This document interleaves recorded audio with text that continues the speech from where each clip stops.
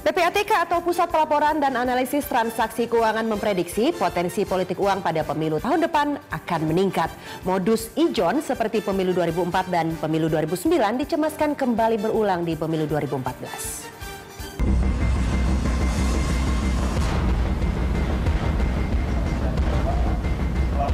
Riset Pusat Pelaporan dan Analisis Transaksi Keuangan atau PPATK menunjukkan transaksi mencurigakan dan transaksi tunai meningkat setahun jelang pemilu 2014. Nilainya naik hingga 125%. Ini dianggap janggal lantaran tidak sesuai dengan kondisi ekonomi Indonesia saat ini.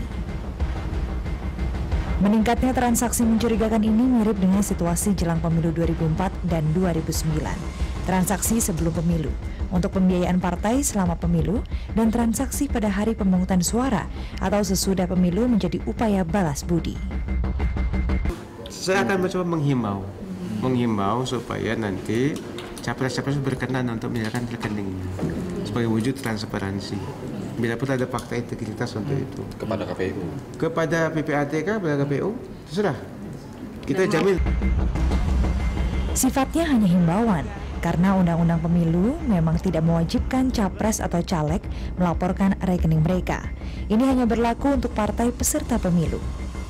Namun jika semua proses pemilu transparan, masyarakat juga akan lebih percaya. Temuan Jaringan Pendidikan Pemilih untuk Rakyat atau JPRR di 5 provinsi dengan lebih dari 1.000 responden menemukan politik uang dan manipulasi suara adalah pelanggaran yang paling mencemaskan di 2014. Ini juga ditemukan dalam studi Indonesian Corruption Watch.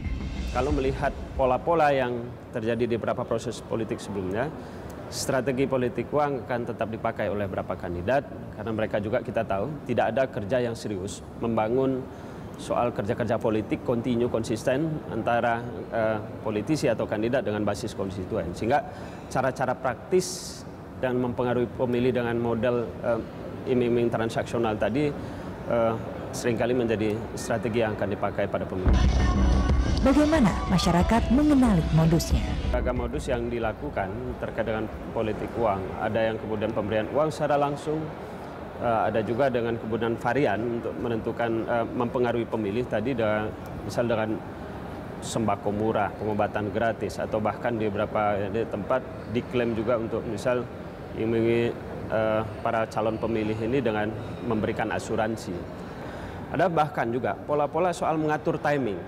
Politik uang mungkin akan dilakukan masif di saat mendekati hari H pencoblosan. Mereka paham betul pemilih kita gampang lupa, sehingga untuk mengikat itu adalah bagaimana mempengaruhi pemilih di saat titik-titik kritis tadi.